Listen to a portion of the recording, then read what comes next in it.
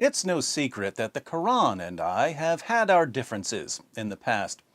But I'm a man of peace and love, so to avoid ongoing hostility and conflict, I'd like to extend an olive branch by sharing my favorite verse of the Quran.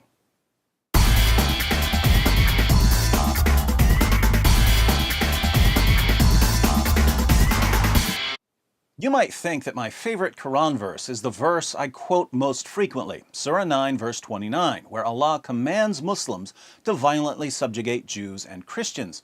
But this isn't my favorite Quran verse at all. I just quote it a lot to help people understand 14 centuries of jihad. Since Surah 9 verse 29 isn't my favorite Quran verse, you might think that I'm referring to one of the amusing verses I often use to refute common Muslim arguments. For instance, when Muslims claim that the Quran contains scientific miracles, I like to point out that the Quran says that Dhul Qarnayn traveled so far west he found the place where the sun sets, and that the sun sets in a muddy pool, and that stars are missiles that Allah uses to shoot demons to keep them from sneaking into paradise and listening to his secret plans, and that semen is formed between the backbone and the ribs. As helpful as these verses are, however, they're not my favorite. My favorite verse of the Quran is found in Surah 33, Surat al-Ahzab, one of the most freakishly disturbing chapters of the Quran, and that's saying something. What's amazing about Surah 33 is that, as nauseating as it is, we only have about a third of what it originally said. What we have today is what was left after Muhammad's wives and others sanitized it by removing some of the most abominable and sickening parts. Muslim sources show that more than 100 verses of Surah 33 are now missing. In Abu Ubaid's Kitab Fada'il al-Quran, Ayah declares, Surat al-Ahzab, Surah 33, used to be recited in the time of the Prophet with 200 verses, but when Uthman wrote out the codices, he was unable to procure more of it than there is in it today. Surah 33 in today's Quran only has 73 verses, but it originally had around 200. That's a lot of missing verses. And we know what some of these missing verses said. In Sunan ibn Majah, 1944, we read, It was narrated that Ayah said, the verse of stoning and of breastfeeding an adult 10 times was revealed, and the paper was with me under my pillow. When the Messenger of Allah died, we were preoccupied with his death, and a tame sheep came in and ate it. We discussed the verse of breastfeeding an adult 10 times in my Sheepgate video, which I'll link to at the end of this video in case you haven't seen it yet.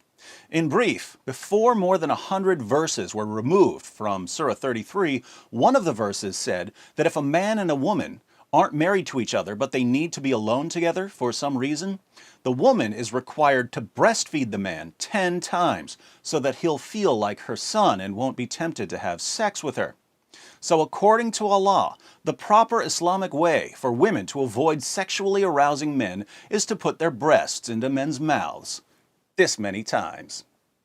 Fortunately, Muhammad's wives had a better understanding of human nature than Allah did, so they conspired to remove that verse and other verses when Muhammad died after he was poisoned to death by a Jewish woman whose family had been slaughtered by Muslims. But in my humble opinion, Muhammad's wives should have taken out the entire chapter. Keep in mind, this is the chapter where Allah gives Muhammad special permission to break the 4-wife limit. Muslims are allowed to marry up to 4 women and girls, but in Surah 33 verse 50, Allah tells Muhammad that he can have as many wives as he wants. How convenient that the man who was receiving the revelations got the most sex partners. This is also the chapter where Allah orders Muhammad to marry the wife of his own adopted son after Muhammad causes the divorce by lusting after her. Since marrying the divorced wife of your own adopted son was frowned upon in 7th century Arabia, Allah decided to abolish adoption in Surah 33, verses 4 to 5. Adoption, of course, is one of the most loving, humane practices in human history, and Allah abolishes it so that Muhammad can have the wife of his own adopted son. Anywho, this utterly detestable chapter is the chapter that contains my favorite Quran verse. My favorite verse of the Quran is Surah 33, verse 53. Surah 33, verse 53 is my favorite verse because it shows beyond any rational doubt what the Quran really is. The historical background of the verse is that Muhammad would sometimes invite people to one of his many houses for dinner. But people would show up early or stay late because they wanted to talk to him and ask him questions. Muhammad didn't want these people hanging around, but he was too shy to tell them that they were annoying him. That's when Allah stepped in and revealed Surah 33, verse 53. O you who believe, enter not the Prophet's houses unless permission is given to you for a meal, and then not so early as to wait for its preparation. But when you are invited, enter, and when you have taken your meal, disperse without sitting for a talk. Verily, such behavior annoys the Prophet, and he is shy of asking you to go. But Allah is not shy of telling you the truth. And when you ask his wives for anything you want, ask them from behind a screen that is purer for your hearts and for their hearts. And it is not right for you that you should annoy Allah's messenger, nor that you should ever marry his wives after him, i.e., after his death. Verily, with Allah, that shall be an enormity. Now, think about this. Muhammad doesn't like people showing up early for dinner or hanging out afterwards. He's a busy man, and Islam's most trusted sources say that he liked to have sex with all 9 of his wives on the same night, as we read in Sahih al-Bukhari, number 5068. Narrated Anas, the Prophet used to go around, have sexual relations with all his wives in one night, and he had 9 wives. Sahih al-Bukhari, number 5215. Narrated Anas bin Malik, the Prophet used to pass by, have sexual relations with all his wives in one night, and at that time he had 9 wives. Sahih al-Bukhari, 268. Narrated Qatada, Anas bin Malik said, the Prophet used to visit all his wives in a round, during the day and night, and they were 11 in number. I asked Anas, had the Prophet the strength for it? Anas replied, we used to say that the Prophet was given the strength of 30 men. And Sa'id said, on the authority of Qatada, that Anas had told him about 9 wives only, not 11. Surah 33, verse 50 gives Muhammad special permission to have more sexual partners than anyone else. And Muhammad wants to go from house to house, having sex with 9 women and girls a night. Now, obviously, if you're trying to have sex with 9 women and girls a night, not counting your slave girls, you don't have a lot of time for chit-chat. But Muhammad's followers want to talk to him, even if it interferes with his sexy time. Sadly, Muhammad, the guy who brags about having sex with 9 women and girls in one night, is just too shy to tell his followers to stop bothering him, so Allah has to intervene and tell them not to annoy Muhammad. Keep in mind, Muhammad is the one who's receiving these revelations. One day, Muhammad steps out and says, guys, I have a revelation from Allah. This is Allah talking, not me. I wouldn't say any of this, but Allah will. Remember just 3 verses ago when Allah gave me and me alone the right to have more sexual partners than any of you gullible stooges?